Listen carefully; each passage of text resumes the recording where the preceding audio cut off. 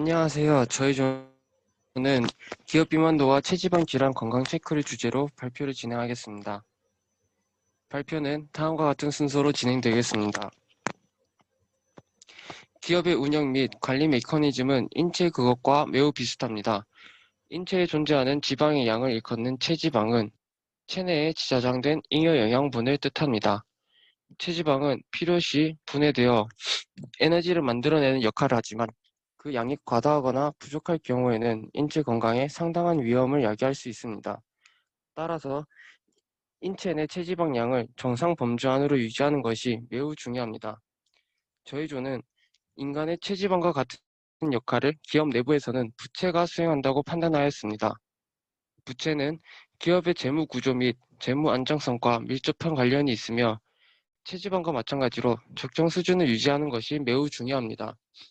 본 발표에서는 기업이 체지방률, 즉 부채를 측정할 수 있는 지표를 제안하고 과소부채로 인한 영향과 그 해결 방법에 대해서 논하고자 합니다.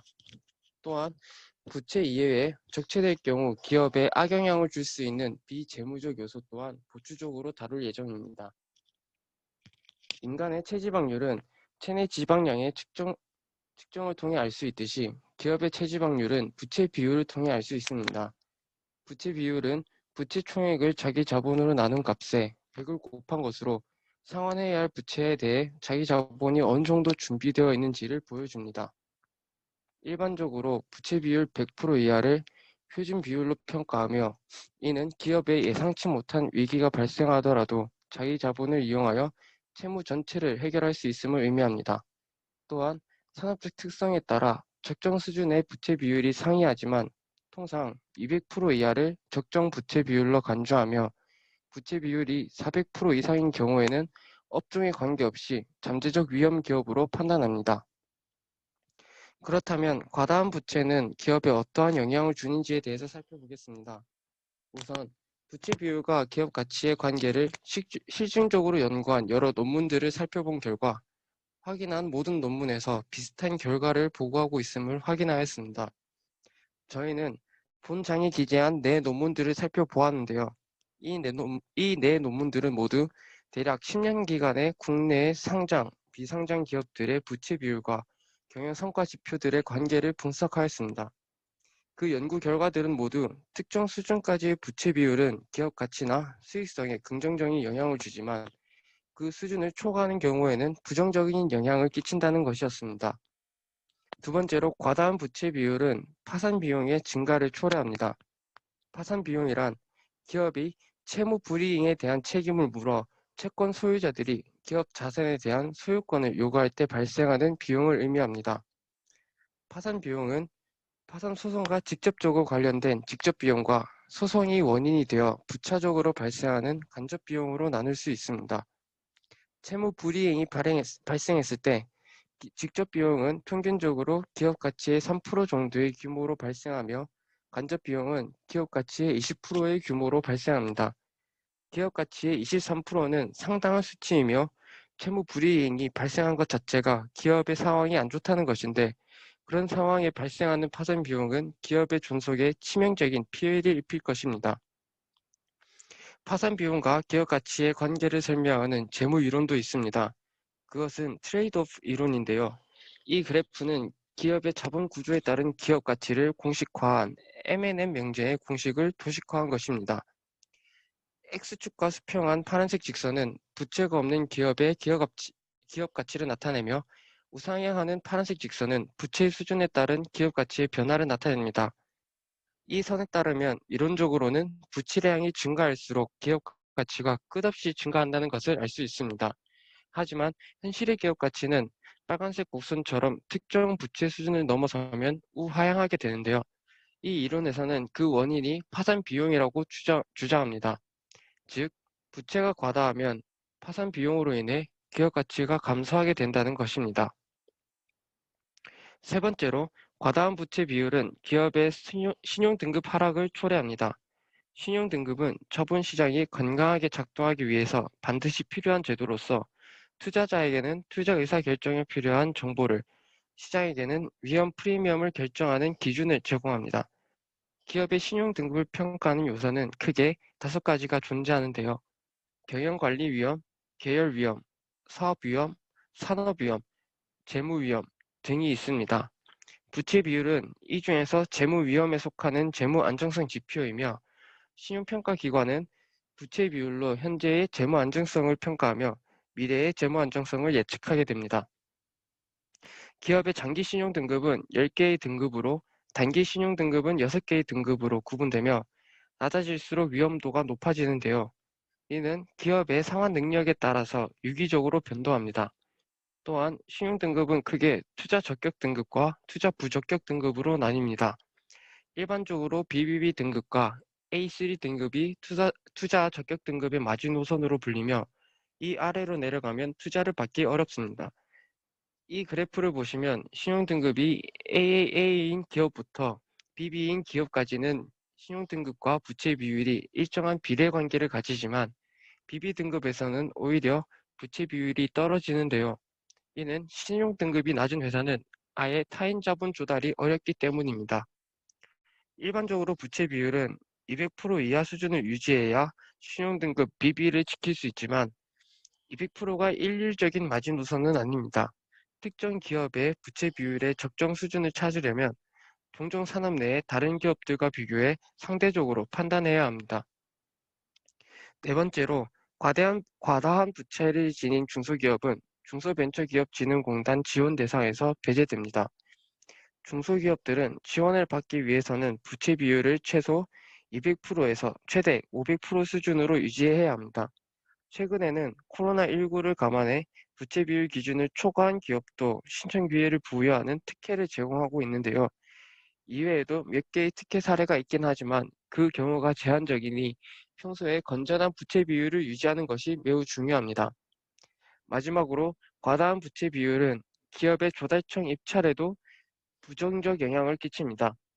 입찰을 하기 위해서는 입찰 참가 자격 심사에 합격을 해야 되는데 이때 경영상태 확인서 혹은 신용 등급 확인서를 제출합니다. 경영상태 확인서 중 경영평가 점수는 최근 연도 부채 비율이나 유동 비율과 같은 재무 지표로 평가를 합니다. 자격 심사는 총 100점이 부여되는데 동종 산업 대비 낮은 지표를 가진 기업이 높은 점수를 받아 경쟁자보다 더 유리한 조건을 입찰에 성공할 수 있습니다. 한편 이와는 반대로 체지방량이 지나치게 적으면 인체의 생식 기능에 문제가 생기는 것처럼 부채가 과소할 때도 기업에 문제가 발생할 수 있습니다. 먼저 부채가 과소하면 차입금 등의 타인 자본을 통해 자기 자본 이익률을 상승시키는 레버리지 효과를 누리기 힘듭니다. 또한 부채를 통해 조달한 자금은 투자의 기회로 이어지며 기업 성장의 원동력이 될 수 있는데 부채가 과소하다면 이러한 기회를 얻기 힘들어집니다. 뿐만 아니라 부채의 발행으로 인해 발생하는 이자 비용은 세법상 손금으로 인정되면서 법인세 절감 효과를 가져오는데 이 또한 얻을 수 없습니다. 부채 발행 공시는 때론 그 자체로 잠재력이 풍부한 기업이라는 홍보 효과를 가져오는데 부채가 과소하다면 이 역시 활용할 수 없습니다. 이처럼 부채가 지나치게 적으면 부채를 통해 누릴 수 있는 효과를 누리지 못하게 되므로 적정 비율의 부채를 유지하는 것이 매우 중요하다고 할 수 있습니다. 그렇다면 부채 비율은 어떻게 하면 개선할 수 있을까요? 저희는 5가지 방법을 소개하겠습니다. 첫 번째는 출자 전환입니다. 출자 전환은 채권의 일부 또는 전부를 주식으로 전환하는 것을 말하는데 기업의 차입금에 대한 이자 상환 부담을 줄이고 재무 구조 개선을 통해 자금 사정이 어려운 기업들의 빠른 경영 정상화를 도모할 수 있습니다. 채권을 주식으로 전환하게 되면 금융기관은 채권자에서 주주로 위치가 바뀌는데 빠른 시일 내에 기업의 경영 정상화가 이루어질 경우 주식을 매각하여 채권의 회수 가능성을 높일 수 있다는 장점이 있습니다. 부채 탕감 또한 기업의 부채 비율을 감소시킬 수 있습니다. 하지만 출자 전환과 달리 주식이 증가하거나 감소하지 않고 은행은 여전히 채권자 지위를 가지고 있게 되므로 근본적인 해결책이 되지 않다고 볼 수 있습니다. 출자 전환 사례에는 대우조선해양이 있습니다. 대우조선해양은 2015년 분식회계 사건 이후 주가가 큰 폭으로 하락하였고 재무구조 개선을 위해 지난 2017년 집회결 이후 출자 전환을 실시하였습니다. 이후로도 부채 비율을 줄이기 위해 노력해 현재까지 약 7,051억 원의 회사채가 주식으로 출자 전환되었습니다. 두 번째는 유상증자입니다. 증자는 기업이 주식을 발행해 자본금을 증가시키는 것을 말하는데 증자에는 두 가지 방법이 있습니다. 새로 발행하는 신주를 돈을 내고 사는 유상증자와 돈을 내지 않고 즉 대가 없이 나눠주는 무상증자입니다. 유상증자를 실시하며 발행 주식수와 더불어 회사의 자산도 늘어납니다. 하지만 무상증자는 주식의 숫자만 늘어날 뿐 자산은 증가하거나 감소하지 않습니다. 무상증자는 부채 비율에 영향이 없는 것이죠. 유상증자는 주주로부터 그 인수거액을 현금이나 현물로 납입하게 하여 신주자금 또는 재산이 기업에 직접적으로 들어오게 합니다. 유상증자 방법에는 크게 세 가지가 있습니다. 주주에게 신주인수권을 주어서 이들로부터 신주주를 모집하는 주주할당 방법, 회사의 임원, 종업원, 거래선 등 연고관계에 있는 자에게 신주인수권을 주어서 신주를 인수시키는 제3자 배정 방법, 그리고 널리 일반적으로 주주를 모집하는 일반 주주 모집 방법이 있습니다. 유상증자 사례에는 저가 항공사들이 있습니다. 코로나19로 인해 위기를 겪고 있는 국내 저비용 항공사들이 유동성을 확보하기 위해 유상증자를 진행하고 있습니다. 진에어는 이번 대규모 유상증자로 3분기 600%에 달하던 부채 비율을 255%까지 낮출 수 있게 된다고 하며 티웨이는 이번 유상증자를 성공시켜 부채 비율을 560%에서 329%로 떨어뜨릴 예정이라고 합니다. 에어부산 역시 12월 대규모 유상증자를 앞두고 있는데 에어부산의 3분기 부채 비율은 1883%로 지난해에 비해 크게 증가했다고 합니다. 현재 에어부산의 자본 총계는 525억 원, 자본금은 520억 원으로 부분 잠식 위험도 큰 것으로 분석되고 있습니다. 세 번째는 기업부소연구소 지원 제도를 활용하는 것입니다. 기업부소연구소는 기업의 연구개발을 촉진하고 연구 역량을 제고하는 것을 목적으로 합니다. 혜택에는 크게 조세 지원, 관세 지원, 인력 지원, 자금 지원, 판로 지원, 기술 지원, 기타 지원이 있는데 가장 대표적으로 단기 순이익에 직접적인 영향을 주는 것이 세제 혜택입니다. 세제 혜택에는 일반 연구 인력개발비 세액 공제, 설비 투자 세액 공제, 부동산 지반세 감면 등의 혜택이 있고 조세뿐만 아니라 관세에도 혜택을 주고 있습니다. 자금 지원의 경우도 부채 비율 감소에 기여할 수 있는데 국가 연구 개발 사업에 참여할 시 연구 보조비를 지원해주거나 우수한 기업부소 연구소를 뽑아 최대 5억 원까지 지원해줄 수 있다고 합니다. 네 번째는 자산재평가입니다. 자산재평가는 기업 자산의 현재 가액이 장부가액 대비 차이가 클 때 해당 자산을 재평가하는 것을 말합니다. 자산재평가는 임의적이며 강제되지 않는데 자산재평가법에서는 기업에 소속된 사업용 자산이나 이에 제공된 자산을 현실에 적합하게 장부가액을 증액할 것으로 명시하고 있습니다. 물가가 크게 오르거나 자산의 수요가 현저히 증대되어 그 가치가 상승한 경우 실질 가치를 파악하기 위해 자산재평가가 이루어집니다. 예를 들어 인플레이션 시기에는 화폐 가치가 급락하므로 기업의 재정 안정을 위해 자산재평가를 실시할 필요가 있습니다. 이러한 자산재평가는 다양한 효과를 지닙니다. 먼저 기업 자본이 증가해 부채 비율이 하락합니다. 재무구조가 개선되며 대외 신용도가 올라가는 효과가 나타납니다. 또 재평가 차액은 자본에 전입해 주주에게 무상주가 주어지기 때문에 주주가치 제고의 효과도 있습니다. 더불어 현실을 반영한 감가상각으로 효율적 자산관리가 가능해집니다. 마지막은 산업자산권의 자본화입니다. 산업재산권은 특허권, 실용신한권, 상표권 등을 아우르는 명칭으로서 무형재산권에 대한 권리를 의미합니다. 이러한 산업재산권의 자본화는 발명자의 산업재산권을 법인에게 양도하는 것으로 경제적 가치가 부여된 산업재산권은 기업의 현물출자 형태로 유상증자됩니다. 기업은 가치평가 금액만큼 자본금과 자본총액이 증가하게 되어 부채 비율을 개선할 수 있습니다. 이렇게 기업에 축적될 경우 부정적인 영향을 미칠 수 있는 요인을 부채라고 가정해 그 영향과 개선 방향을 살펴보았는데요. 기업에 누적되어서 안 되는 요소에는 이런 재무적 요소 외에 비재무적 요소 또한 존재합니다. 그 첫 번째는 기형적인 지배구조입니다. 기업에 축적된 기형적 지배구조는 기업과 주주의 효익을 저해합니다. 좌측의 표는 515개의 국내 기업을 조사한 결과 우수한 기업 지배구조를 가진 기업이 아닌 기업에 비해 더 높은 토빈의 큐와 자산가치를 가진다는 결과를 보여줍니다. 우리나라의 기형적인 재벌구조는 다수의 일반 주주들보다 소수의 지배주주의 이익을 우선합니다. 최근까지 이슈였던 삼성 부정승계 의혹을 예로 들어 말씀드리겠습니다.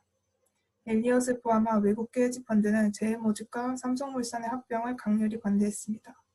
이들은 합병의 시너지가 낮으며 삼성물산의 가치가 지나치게 저평가돼 삼성물산의 주주들이 피해를 본다고 지적했습니다. 당시 합병 비율은 1대 0.3으로 제일모직의 성과를 고평가하고 삼성물산의 성과를 저평가한 결과였습니다.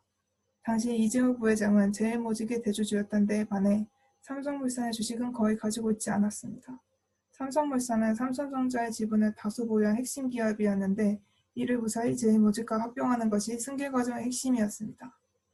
ISS가 합병 비율을 1대 0.95로 제시했던 것을 감안하면 삼성물산의 소액주주들이 얼마나 큰 피해를 입었는지 알 수 있습니다.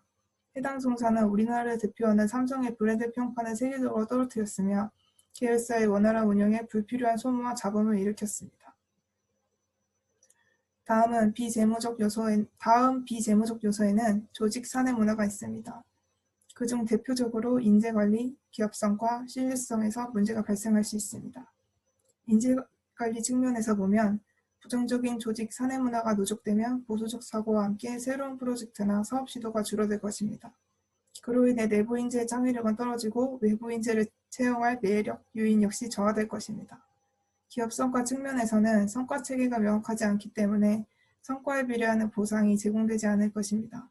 조직원의 사기와 동기가 저하될 것이며 이는 곧 기업 가치 하락으로 이어질 것입니다. 신뢰성의 측면에서도 부정적인 조직 문화는 필연적으로 불공정한 경쟁과 인사 채용 비리를 수반하며 그로 인해 구성원 간의 신뢰성이 지켜지지 않고 기업에 악영향을 미칠 것입니다. 다음은 부정적인 브랜드 이미지가 있습니다. 기업 이미지는 기업의 매출 신장, 시장 점유율 확대, 수익성 제고 및 주가 상승 등 영업활동 전반과 밀접한 관련을 맺고 있기에 올바른 기업 이미지를 구축하고 유지하는 것은 필수적입니다. 개선되지 않은 부정적 기업 이미지로 기업 전체의 지속적 성장 가능성을 위협받은 사례로는 남양유업이 있습니다. 2014년 갑질 사태로 인한 불매운동은 아직까지도 지속되고 있고 브랜드 이미지 역시 계속해서 추락하고 있습니다. 이로 인해 남양유업의 매출과 영업이익은 곤두박질쳤고 검토 중에 있던 사업 다각화 전략도 철수한 상태입니다. 브랜드 이미지의 혁신적인 개선을 통해 새로운 도약을 꾀한 기업의 사례로는 명품 브랜드 구찌가 있습니다. 새로운 디렉터의 영입과 젊은 직원들의 의견을 적극적으로 반영하며 이른바 힙한 브랜드로 거듭났고 2010년요 5조 원에 머물렀던 매출은 2018년 10조 원을 돌파했습니다. 이렇게 저희조는 인간의 체지방을 기업 부채로 비유해 논의를 시작했고 부채 비율과 추가 지표들을 통해 적정 부채 비율을 제시했습니다. 부채가 과다할 경우 수익성 하락, 파산 비용 증가, 신용등급 하락, 사업 확장에서의 불리함 등 다양한 문제점이 발생한다는 것을 확인했으며 부채가 거소할 경우에도 부채를 통해 누릴 수 있는 효과를 놓친다는 점에서 기업에 좋지 않다는 것을 다양한 예를 통해 보았습니다. 그렇기 때문에 효율적인 경영을 위해 기업은 적정 부채 비율을 유지할 필요가 있을 것 같습니다. 코로나 상태로 부채가 늘어나며 어려움을 겪는 기업이 많아지는 요즘 이러한 어려움을 무사히 이겨내기를 바라며 이상으로 발표를 마치겠습니다. 감사합니다.